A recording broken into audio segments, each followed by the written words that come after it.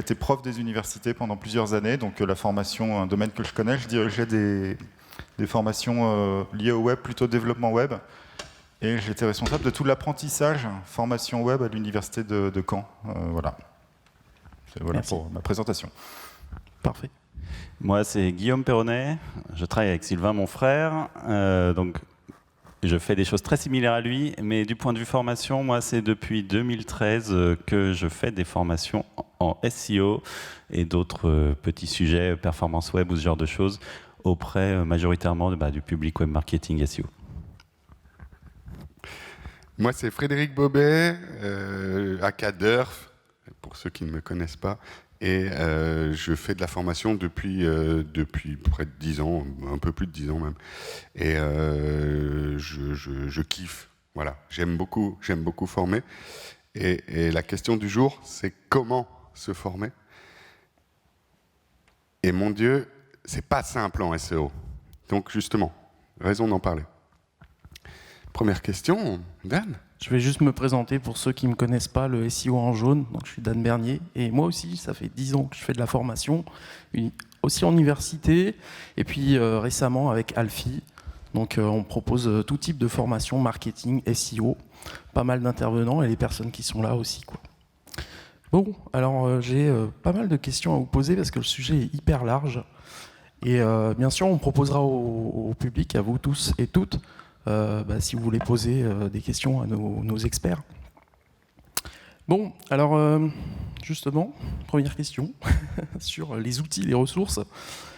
Quels sont, selon vous, les outils, les ressources pédagogiques qui sont les plus efficaces pour enseigner le référencement naturel, le SEO? Peut-être ceux que vous utilisez vous-même ou que vous souhaiteriez utiliser. Alors moi, j'aurais déjà envie de hijacker un peu ta question. Vas-y. Pour commencer, peut-être ça vaut peut-être le coup de discuter de ce qu'on entend par formation.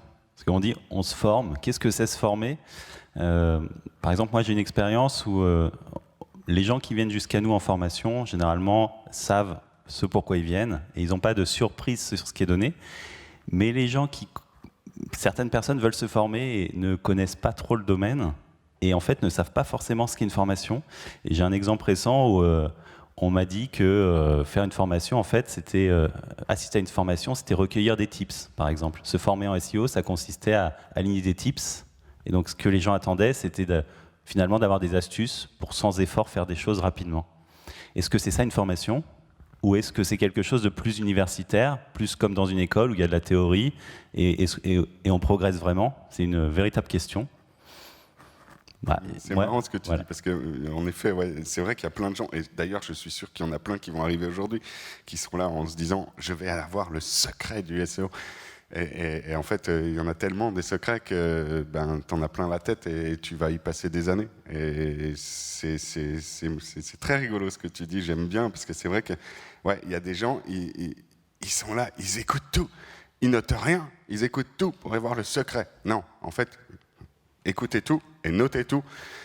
Et le secret de la formation en SEO, il n'y en a pas, hein, tout simplement, il n'y en a pas. C'est du temps. Non, justement, j'ouvre le truc. Moi, je pense que la base d'une formation, c'est déjà de s'intéresser à la chose. C'est la première chose. Après, les bouquins. Les bouquins, c'est quelque chose qui est quand même très important aussi, parce que ça permet d'avoir une structure dans la formation qu'on va aborder. Contrairement à aller piocher à gauche, à droite sur Internet, plein de choses comme ça au fil de l'eau. Voilà. Moi, je pense vraiment que le bouquin, c'est quelque chose de primordial pour commencer, pour démarrer quelque chose. Et est-ce que le bouquin, plus que la vidéo, qui est beaucoup utilisée comme outil par les formateurs, vous en pensez quoi ? Je vais faire une pirouette encore comme Guillaume pour faire une réponse plus large, mais je vais répondre à ta question à la fin de ma réponse, Merci, qui n'en est pas une. Il y a plusieurs trucs par rapport à la formation. Ce qui est important, pour moi, j'ai une vision assez académique de la formation. La formation, c'est du savoir, du savoir-faire et la pratique de ce savoir-faire, en fait. Et donc la modalité d'apprentissage, elle est différente selon ce qu'on vise, en fait. Est-ce qu'on veut apprendre des connaissances? Est-ce qu'on veut apprendre à faire quelque chose par rapport à ces connaissances? Ou est-ce qu'on veut le mettre en pratique?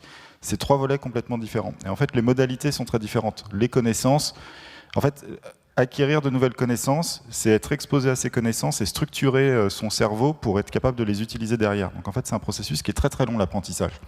Et on ne peut pas devenir bon en sortant d'une formation, par exemple. Généralement, c'est d'ailleurs terrible quand on fait de la formation professionnelle, on demande aux gens s'ils sont contents en sortant de la salle. C'est une bêtise, en fait. Il faudrait leur demander quelques mois plus tard, savoir s'ils ont réussi à capitaliser sur ce qu'ils ont écouté et ce qu'ils ont retenu.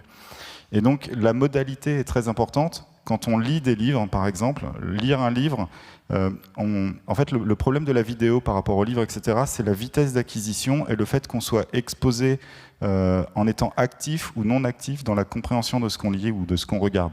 Quand on regarde une vidéo, on est extrêmement passif, en fait. Et la vidéo, alors, même si on vend des formations vidéo, c'est le plus mauvais média de formation, la vidéo. Très clairement. Après, je t'interromps, c'est quand même amusant parce que la vidéo, finalement, c'est comme être devant la personne, d'une certaine façon.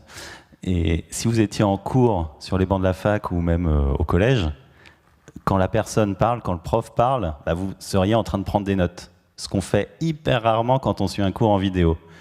Si on se met à prendre des notes, ça change absolument tout. Mais ça change tout parce qu'en fait, on prend en main le rythme du truc. Et si on prend des notes d'ailleurs et qu'on est devant de la vidéo, on va souvent couper la vidéo pour finir de noter quelque chose. Alors que si on est passif devant la vidéo et qu'on ne fait que la regarder, quand son niveau de compréhension baisse, on continue à regarder et en fait c'est perdu. Une fois que le niveau de compréhension a baissé, on a perdu le fil et c'est foutu. Le livre, l'avantage, c'est que on est vraiment acteur du rythme. Alors c'est amusant parce que là on parle de SEO, mais donc moi je viens du milieu académique. Dans le milieu académique, quand on fait des cours, il y a des livres extrêmement compliqués, en maths pure par exemple, etc.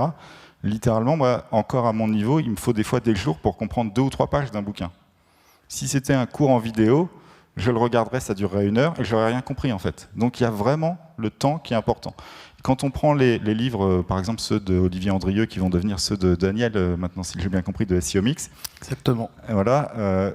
En fait, on les lit, on les relit, on n'a pas une lecture littérale du livre de A à Z comme si c'était un roman. Et donc vraiment, c'est complètement différent. Moi, je suis un très grand défenseur du livre pour l'apprentissage.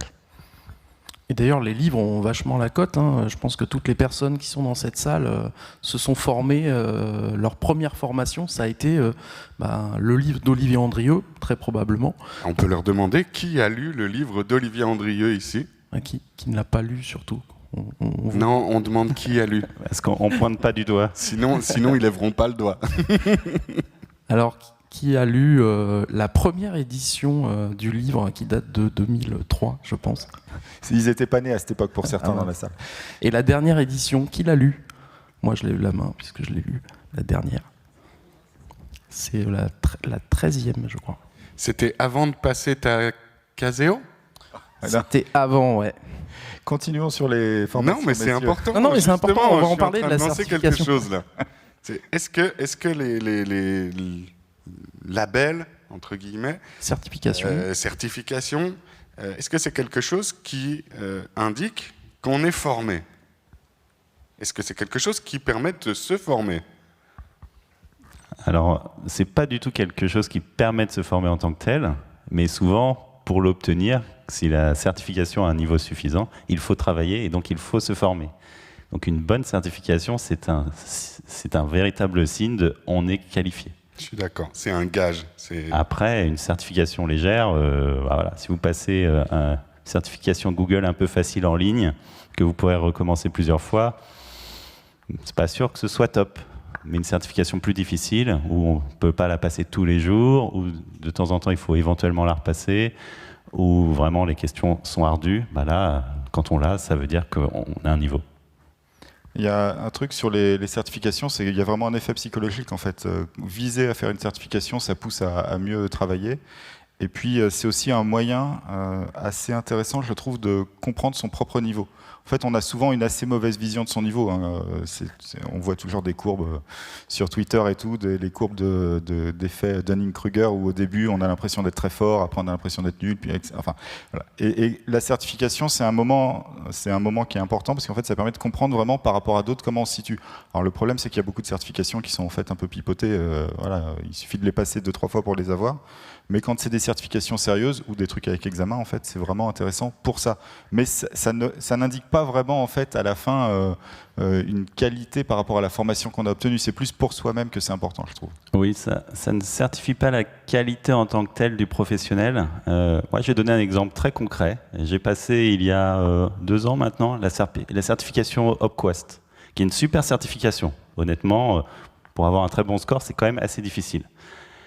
C'est une super certification sur l'accessibilité web, toutes les bonnes pratiques pour que tous les publics puissent accéder à un site, etc. C'est top. Vraiment, je vous encourage à la passer. C'est vraiment super enrichissant.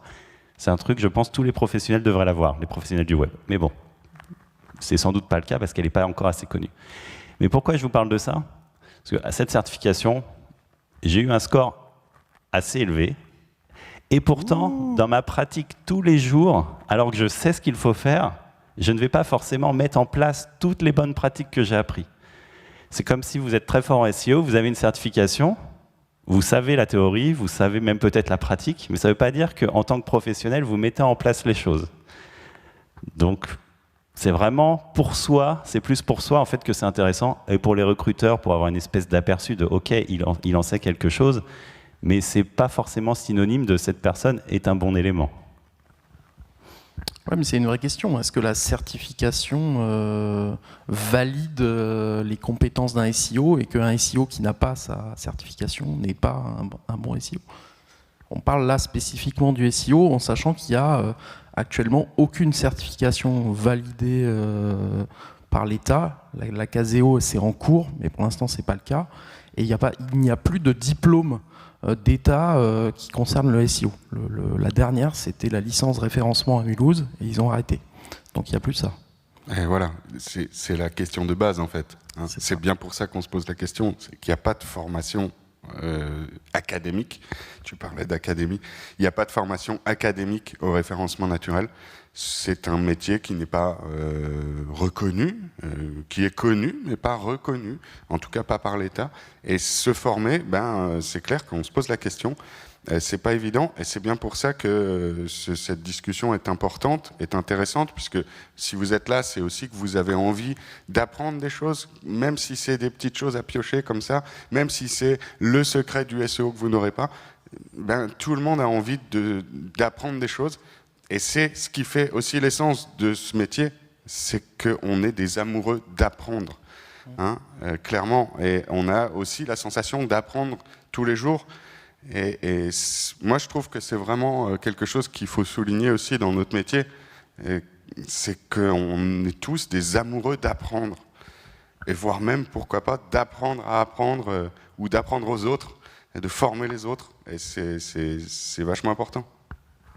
Est-ce que justement là-dessus, vous avez une explication, une idée de la raison pour laquelle les universités n'arrivent pas à créer un diplôme ou on va dire, diplôme sur le SEO? Quel est le problème?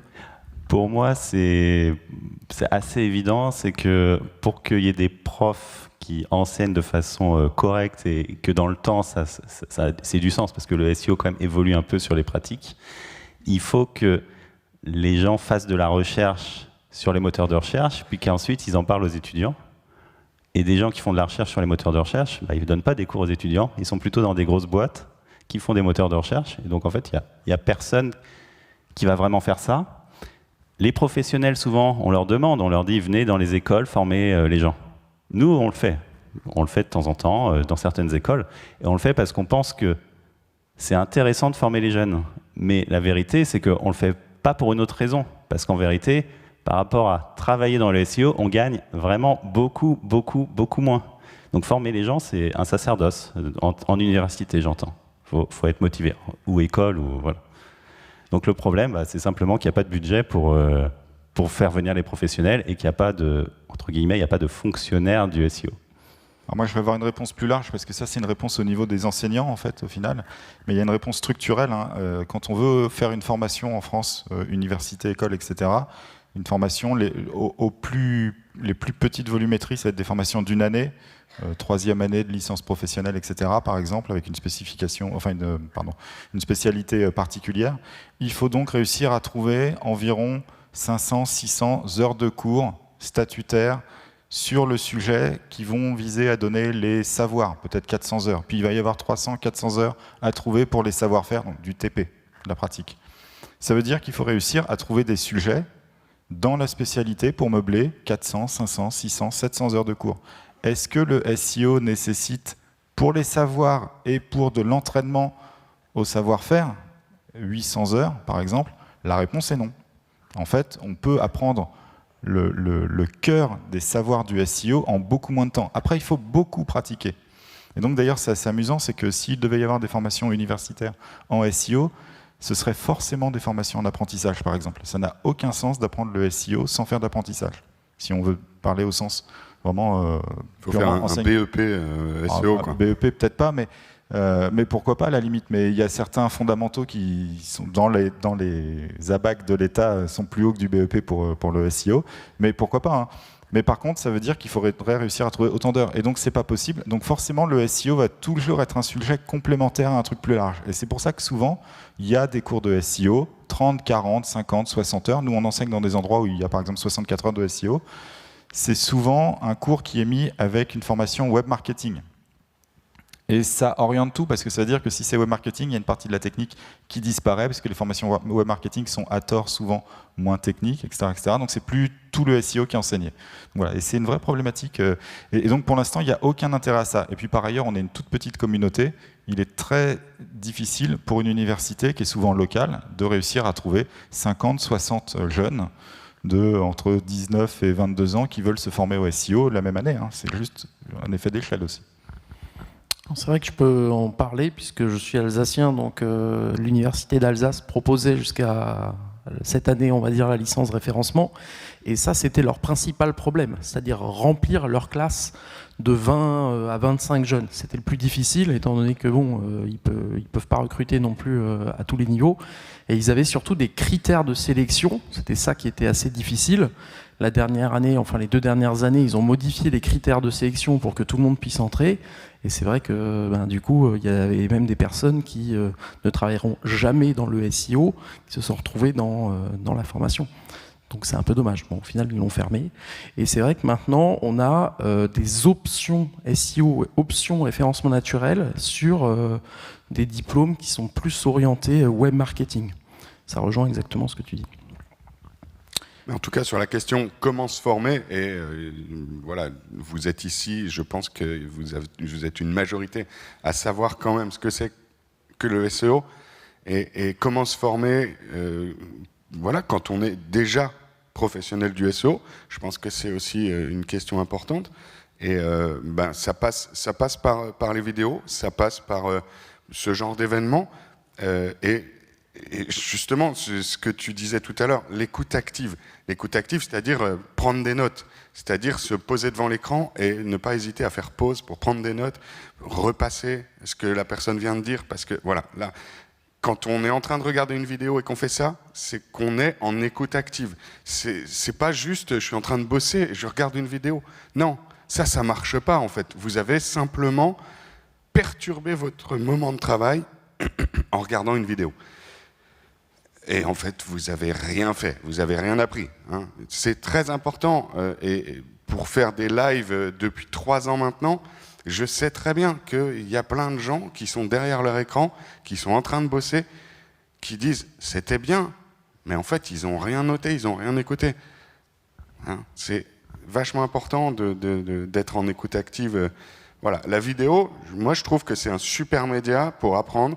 En plus, on peut le regarder en x2, x3. Bon, il y en a qui arrivent à faire en x3, je ne sais pas comment. Mais la vidéo, c'est un super média aussi, quoi. C'est vrai qu'on dit souvent, et aussi pour les conférences, quand vous sortez de la conférence, activez, quoi. Quand vous sortez de la formation, activez. Ne restez pas juste sur vos notes si vous les avez prises ou juste sur l'écoute. Le but de la formation, c'est derrière de mettre en œuvre, parce que comme vous le savez en SEO, il faut faire en fait. Le savoir, c'est une chose, c'est très important, mais ensuite, il faut mettre en place. Aujourd'hui, c'est quand même très très simple de monter un petit site, de rédiger du contenu ou de demander à quelqu'un de le faire et de voir comment ça réagit. Donc faites-le. Ça, c'est quand même la meilleure des formations. Justement, l'auto-formation, on parlait des vidéos. Pour vous, c'est quoi le meilleur conseil que vous pouvez donner à quelqu'un qui souhaite se former, s'auto-former? Comment on fait pour autant un débutant qu'un expert, peut-être? Donc moi, on s'est du coup auto-formé à l'époque, puisque de toute façon, il n'existait littéralement rien du tout. On n'avait même pas les vidéos au début, hein. C'est venu bien plus tard. Qu'est-ce qu'on faisait? On discutait sur des forums entre futurs professionnels, on ne le savait pas encore. Et donc moi, je dirais que un des fondamentaux, c'est de réussir d'abord à s'intégrer un peu au reste de la communauté et trouver des gens à peu près de votre niveau pour commencer à faire une espèce de groupe de travail. C'est hyper motivant, parce que le SEO, il n'y a rien de pire. Si on fait des choses dans son coin, que ça ne marche pas, on se décourage hyper vite. Et parfois, il suffit de persévérer. Donc c'est bien d'avoir d'autres personnes qui ont à peu près le même niveau que vous, mais qui sur certains points vont être plus pointus, sur d'autres points un peu moins, et on échange, et on progresse de cette façon-là. On complète avec de la vidéo, parce que on veut essayer de trouver des petites choses. On se méfie des vidéos qui nous disent qu'en 2 heures, on va connaître tout du SEO absolument, et qu'on va être super fort, et qu'on va faire 1 000 € par mois, après seulement 2 heures. Ça, RT plus follow. Voilà, c'est compliqué. Achète mon PDF à 30 €. Et en vérité, il y a plein de super truc pour se former. Le problème, c'est qu'il faut écarter tout ce qui est un petit peu trop, on le sait, des promesses un peu trop fortes. En vérité, il y aurait un cursus universitaire, il n'y aurait pas de promesses fortes. Et en vérité, en formation, il n'y a jamais de promesses fortes, parce qu'il y a ce qu'on amène, c'est ce que le formateur amène, c'est bien, ça peut être des bons formateurs, mais si la personne dans la salle n'écoute pas, juste ça ne marche pas, quoi qu'il arrive. Peu importe la qualité du formateur. Donc il faut vraiment être acteur. Donc si on se met devant une vidéo ou même devant quelqu'un qui nous a fait une promesse, mais qu'au final, nous, on ne fait rien de plus, en fait, il ne se passe rien du tout. Alors moi, je vais rebondir là-dessus, parce qu'il y a 2 écueils quand on suit des formations, généralement, surtout les formations professionnelles. La première chose, c'est que si on suit une formation, c'est pour progresser, et donc on doit être heurté dans ce qu'on connaît quand on va dans une formation. C'est un très bon indice pour savoir si on est en train de suivre une formation qui est à son niveau ou pas. Il y a plusieurs graduations qui sont possibles. On arrive, ça nous confirme tout ce qu'on savait, en fait on est venu pour rien, littéralement. C'est-à-dire que ça servait à rien. Et tout ce qu'on entend beaucoup, il y a beaucoup aujourd'hui de petites formations vidéo disponibles à droite à gauche qui vous disent faites des bons contenus, faites de la performance web, etc. Disant, vous avez tout compris du SEO. Alors ça conforte les gens dans ce qu'ils font, c'est confortable, c'est bien. On paye pour ça peut-être, c'est une psychanalyse plus qu'autre chose, mais ça sert à rien en fait. Donc ce qu'il faut, c'est arriver au niveau où on est heurté, il y a des choses, on se dit il me dit ça. Le mec, il est reconnu, il a des bons résultats. S'il me dit ça, moi, je comprends pas. Et là, on va commencer à travailler pour essayer d'aligner ce qu'on pensait savoir avec la réalité, finalement, de ceux qui sont le niveau d'au-dessus. Et ça m'amène à autre chose, c'est qu'il ne sert à rien de faire une formation d'un niveau très au-dessus de son propre niveau rapidement. C'est-à-dire qu'il y a vraiment une graduation. On peut pas, c'est comme si on disait, voilà, je ne suis pas médecin, mais je vais apprendre à faire de la chirurgie cardiaque. Ça ne marchera pas. Ouais, je le dis, vous allez faire des morts. Donc il faut progresser étape par étape. Au début, c'est pour ça qu'on parle beaucoup des livres d'Olivier Andrieux, et puis des fois on voit des gens qui sont déjà un peu capés qui se moquent gentiment du livre en disant il n'y a rien de vraiment exceptionnel dedans. Mais en fait, il y a toutes les bases. Quand on n'a pas les bases, on en a besoin. Donc on apprend les bases. Puis après, on apprend un peu au-dessus, etc. Puis après, on arrive sur des formations beaucoup plus évoluées. Quand on fait du coaching, par exemple, il y a beaucoup cette tendance à dire je vais prendre un grand nom pour faire du coaching. En fait, c'est souvent une bêtise. On a besoin à un moment du bon coach pour progresser, et c'est celui qui est un tout petit peu au-dessus de nous. C'est pas celui qui est 10 km au-dessus, parce qu'en fait, sinon, il va nous raconter des trucs qu'on ne va jamais comprendre et qui ne nous seront pas utiles. Nous, on le voit beaucoup des fois dans les retours qu'on a sur nos formations. On a plutôt des bons retours pour nos formations. Voilà, on a cette chance. Mais des fois, il y a des gens qui sont pas contents en sortant, en disant « j'ai rien compris, ça sert à rien ». En fait, c'est des gens qui n'auraient pas dû venir. Après, c'est le problème, c'est qu'on n'a pas su leur expliquer la promesse pour les détecter, pour qu'ils ne viennent pas. Mais c'est ça, ça ne leur a servi à rien. Donc il y a vraiment cet aspect de comprendre ce dont on a besoin qui n'est pas évident. Et ça pose la question des prérequis aussi. Parce que finalement, souvent, quand on doit aller suivre une formation, quand on s'inscrit à une formation, quand on est intéressé par le plan de formation, il y a des requis, il y a des prérequis qui ne sont pas évidents à modéliser en SEO, parce que finalement, en SEO, on n'a pas réellement d'acquis, de choses qui sont communes, finalement, de cadres communs. Et les prérequis, c'est très difficile de les exprimer, quoi. Voilà, quoi, t'es débutant, confirmé, expert, mais ça donne pas des prérequis, ça donne pas un cadre. En plus, il y a un piège dans l'évaluation qu'on a de son propre niveau en SEO.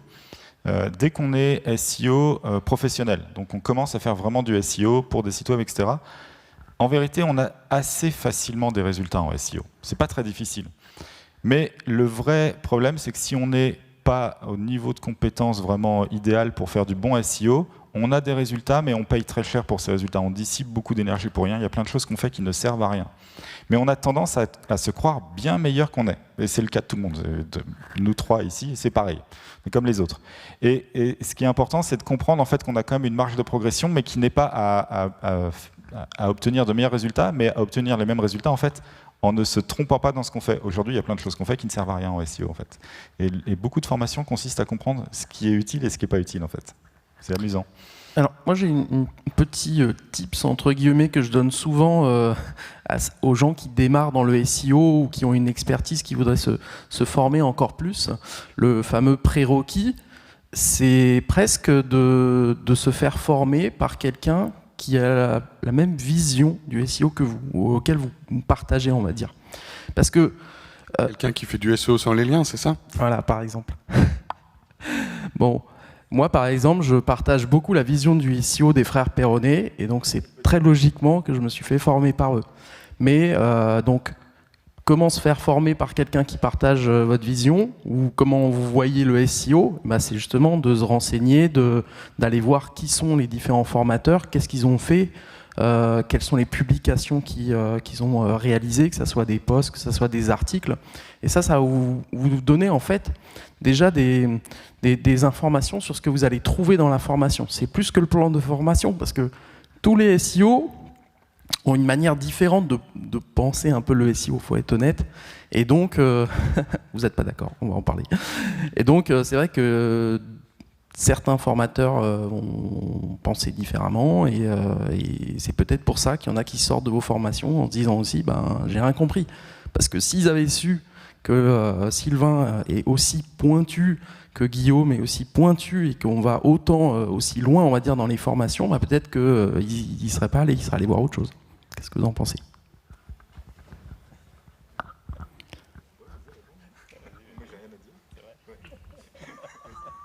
Bon, on n'a rien à dire, donc on va enchaîner. Bon, alors justement, il y avait cette question qu'on pose souvent, c'est que le SEO évolue tellement, comment on fait, quoi ? Parce que ça bouge tellement vite. J'ai fait une formation il y a 3 mois. Est-ce qu'elle est toujours d'actualité ? Tout qui change tout le temps. Comment on fait ? Alors ça, je l'attendais, celle-là. Avec plaisir. C'est un fucking mythe qu'on se le dise entre nous, hein, clairement. Si on suit la formation des frères Perronnet, et on a bien fait de venir. C'est pas de la pub. C'est pas prévu toute cette pub, hein, attention. Non, c'est pas prévu du tout. D'ailleurs, vous vous rendez bien compte que c'est une table ronde et c'est quand même un sujet qui est plutôt un peu décousu. Et franchement, si on se rattache, je vais pas vous passer de la pommade dans le dos. Si on se rattache aux bases de fonctionnement d'un moteur de recherche, finalement, il n'y a pas grand-chose qui a changé depuis 20 ans, quoi. Voilà. Et voilà, c'est ce que vous apprenez dans vos formations. Comment se former au SEO ? Déjà, apprendre les bases et être sûr des bases. C'est toujours très important, parce que quand on se forme comme ça, en allant glaner des informations à gauche, à droite, on n'est jamais trop sûr finalement de ce qu'on apprend. et il y a besoin d'une confirmation. Je t'entendais dire, si on est allé à une formation et que finalement on n'a rien appris, ça a servi à rien. C'est faux. Il y a des fois où on a besoin de confirmer. Et ce besoin de confirmation dans un métier qui n'est justement pas cadré, qui n'est pas, qui n'a pas de cadre académique, c'est important. On a besoin de cette chose-là, de confirmer nos acquis, quoi. Et voilà. Autant il y a des choses qui sont dans la formation que vous faites, où on se dit ok, c'est bon, je confirme mes acquis. Autant il y a des choses où on se dit c'est bon, j'ai appris des nouvelles choses, et c'est pour moi des piliers qui nous permettent de nous raccrocher dans la mer qui est très agitée. On a souvent la sensation que Google c'est très agité, mais en fait pas tant que ça. Hein, et justement, quand on sait à quoi se raccrocher, c'est important. Oui, je suis assez d'accord. Les fondamentaux sont toujours les mêmes. On fait toujours du contenu, on fait toujours des liens. Ce qui a changé, c'est de temps en temps, il y a des petites fonctionnalités Google qui sont apparues et donc il faut s'adapter. Par exemple, Discover est arrivé. Il faut se former à Discover. Le problème qu'on a par contre sur ce genre de petites fonctionnalités qui arrivent, c'est qu'on les traite un peu comme des tips. Et donc, même dans la communauté SEO, à mon regret, par exemple sur Discover, typiquement, il y a eu un espèce de secret. Les gens disaient, moi, je sais faire, mais je ne vais pas trop en dire parce que, en fait, ça représente tellement de trafic et d'argent que les gens n'ont pas envie de partager. Et donc, il y a une sorte de coupure de la formation. Les gens n'en parlent pas. Alors qu'il n'y a pas de secret. Alors que le secret, c'est qu'il n'y en a pas vraiment. Il y a 2-3 trucs à faire. Il faut mettre des images, il faut mettre du contenu, des trucs qui plaisent aux gens. Et voilà. Il n'y a que ça à faire, littéralement. Et donc, il n'y a pas de secret. Il faut juste travailler parce que quand vous faites un sujet sur Discover, il faut recommencer. Si le sujet n'est pas dans Discover, s'il n'apparaît pas, c'est qu'il n'est pas assez bon. Il n'est pas susceptible à être cliqué. Il faut juste recommencer. Et donc, voilà. C'est ce genre de choses. C'est pour dire, c'est pas vraiment une formation dont il y a besoin pour ça. Mais en vérité, donc, le base, le socle ne bouge pas. Ce qui se rajoute, en fait, c'est des petites choses, des petites briques où il faut se renseigner et il faut souvent expérimenter. Quand vous voyez que personne ne parle, par exemple, de Discover, en termes de personne ne vous dit comment faire, généralement, ça veut dire que c'est facile. Quand les gens ne vous disent pas comment on fait pour utiliser l'IA, c'est pas que c'est compliqué, c'est qu'au contraire, c'est hyper facile. Il suffit d'expérimenter une après-midi et vous savez l'utiliser. C'est ce genre de choses. Donc, pour moi, ce qu'il faut vraiment, c'est avoir le vrai socle et celui-là, le travailler de plus en plus. Je vais faire une analogie très rapide. En fait, je trouve que les métiers du SEO sont très proches des métiers de l'artisanat. Je vais faire une analogie avec les plombiers, en fait. Si vous avez été formé à la plomberie il y a 20 ans avec de la tuyauterie en cuivre, pour ceux qui ne connaissent pas la plomberie, je suis désolé, vous avez appris, il y a des trucs qui sont immuables, parce que la plomberie, c'est pour faire transiter de l'eau, vous le chauffez l'eau, c'est toujours les règles de la physique ne le changent pas. Donc le plombier, il doit connaître un minimum le truc. Il a appris à souder du cuivre, le plombier. Et puis un jour, il y a des mecs qui se mettent à vendre des tuyaux qui sont en polyéthylène bidule, avec d'autres techniques pour faire l'étanchéité et tout. En fait, le plombier, il ne devient plus un mauvais plombier. Juste, il faut qu'il se renouvelle sur une partie des techniques qui ont changé. Mais le cœur de son métier est toujours le même, en fait. Et le SEO, c'est exactement pareil. Il faut se former à un certain nombre de basiques sur le développement du site. Donc, les livres d'Olivier Andrieux, par exemple, sont parfaits pour toute cette partie-là. Quand vous faites du référencement local, il y a des choses à savoir. Quand vous faites du référencement international, il y a des choses à savoir. Mais une fois que vous connaissez tout ce socle-là, vous n'aurez plus qu'à actualiser par rapport à des micro-nouveautés liées à Google. Alors des fois, c'est des grosses nouveautés, mais la plupart du temps, c'est des micro-nouveautés. Objectivement, depuis 2000, où on fait du SEO, moi, il y a des nouveautés liées à l'IA, mais je trouve que la plus grosse nouveauté qu'on a depuis des années, c'est le fait que Google utilise de plus en plus le levier trafic comme signal. Ça change un peu les choses, mais sinon, je n'ai vu aucune nouveauté depuis 20 ans, en fait, en gros. Est-ce qu'il y aurait des questions dans la salle? Parce qu'on arrive sur la fin de cette table ronde. Vous pouvez lever la main, je vole jusqu'à vous. Voler, s'il vous plaît, quoi. Je veux voir ça. Posez une question, s'il vous plaît. Pendant que vous levez la main, je vais rajouter un petit commentaire. Du coup, comme c'est un peu toujours le socle commun qu'il faut bien apprendre, moi, ce que j'inciterais plutôt à faire, une fois que vous avez fait ça, c'est de vous pencher sur la formation sur des choses un peu annexes. Vous êtes un bon SEO, vous connaissez les principes, c'est formidable. Maintenant, peut-être c'est intéressant de mieux savoir faire du HTML. Peut-être c'est intéressant de savoir mieux faire du copywriting. peut-être c'est intéressant de vous intéresser à l'accessibilité web pour avoir quelque chose de plus large. Et vous allez voir que ça va être mieux pour vous en tant que SEO. Et ça va être mieux pour vous même en tant que consultant SEO quand vous allez aller dans les boîtes.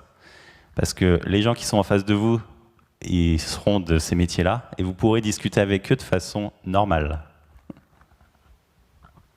Merci. Est-ce que vous avez des questions pour contenter Durf?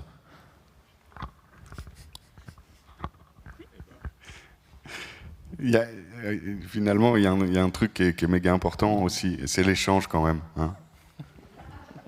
Vraiment, parlez faites du networking, allez discuter avec des gens, c'est méga important. Ah, c'est bon, il y a une question. Ça a déclenché une question. Regarde, je vole. T'as pas vraiment volé. Hein.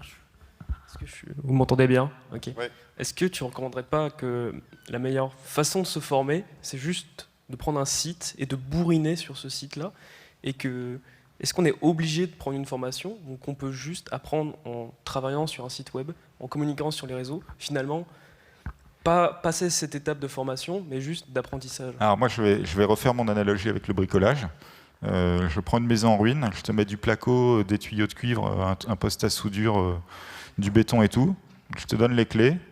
Tu n'as jamais appris tout ça. Je m'en vais et j'attends que la maison soit faite. Et quel sera le résultat? Tu vas faire un truc, j'en suis sûr. Ce sera mal fait, j'en suis sûr. Et tu n'auras pas appris à être un bon professionnel. Donc, tu dois te former. Après, est-ce que tu dois te former de manière institutionnelle avec quelqu'un qui t'explique? Est-ce que tu dois embaucher un mec, le regarder travailler et apprendre en le regardant travailler? C'est une autre solution, ce qui est proche du... Tout est possible, mais on ne peut pas inventer de zéro le truc. Pas rapidement, en tout cas. En tout cas, il te faudra plus d'une maison. Voilà, c'est parfait, ça fait la transition. Il faudra plus d'une maison. Et il faudra plus d'un site bourriné.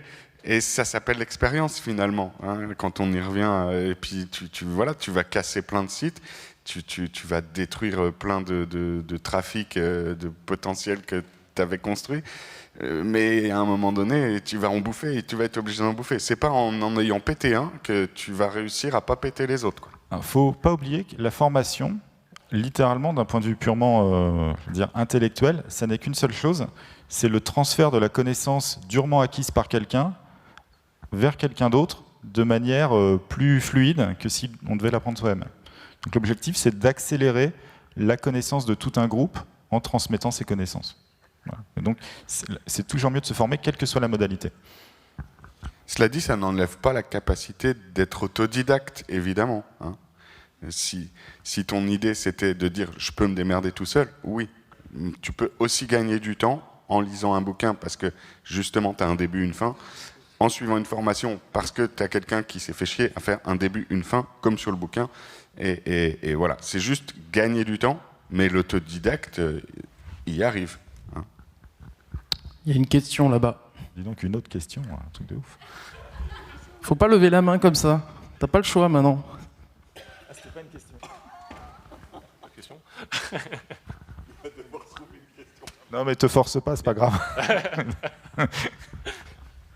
Bon, une dernière question. Eh ben merci à tous et à toutes. Merci. Merci.